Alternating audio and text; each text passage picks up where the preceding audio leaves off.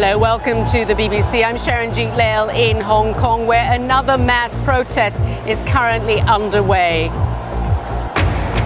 The new protests come despite the indefinite suspension of the law on Saturday. Demonstrators want it scrapped completely.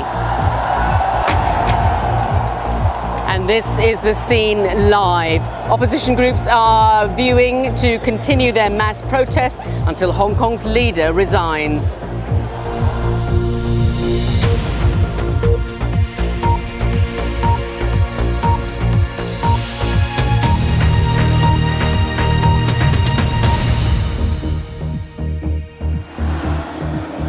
Hello and welcome to Hong Kong, where, as we've been reporting, mass protests are taking place yet again after a week of demonstrations against a controversial extradition bill.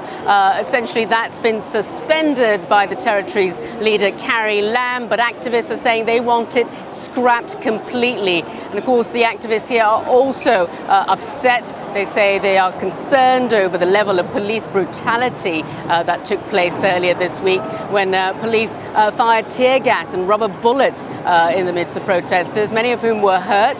They're also asking for the retraction of the fact that a number of them were arrested for what was called organised rioting by the authorities, and they're angry about that. They're saying, of course, Hong Kong is an autonomous city and they are allowed to protest. Now, Stephen McDonald is in amongst the crowd here, not far away from me. Stephen, tell me what you're hearing and seeing.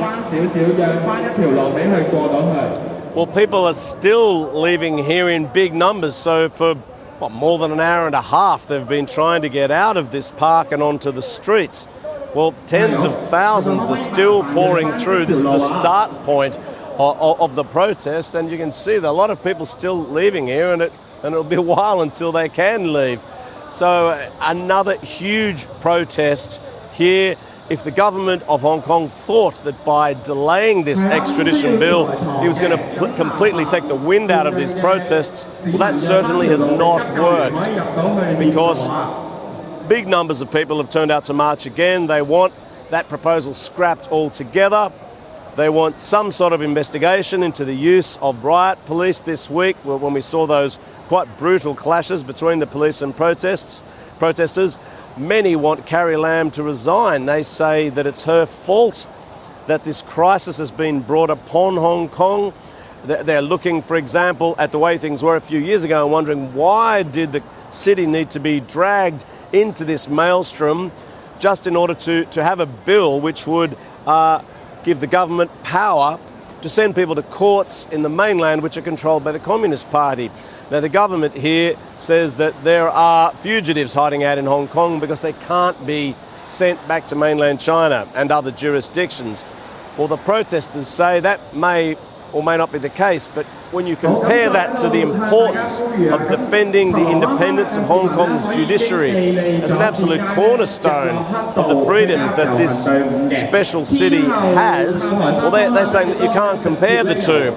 And even if it was murder, they argue, and this, we're also getting this from the Bar Association, from judges. They're saying even if someone was accused of murder, you can't send them to a jurisdiction which doesn't have free and independent courts. And the protesters say that's how things are on the mainland. So they're going to keep the pressure up on the government until it fully retracts this bill.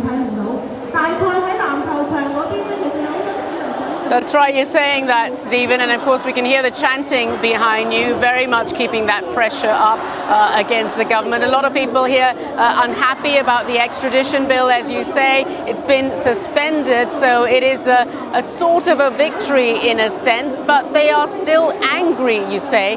Part of this brought on by the fact that there was a level of police brutality, they say.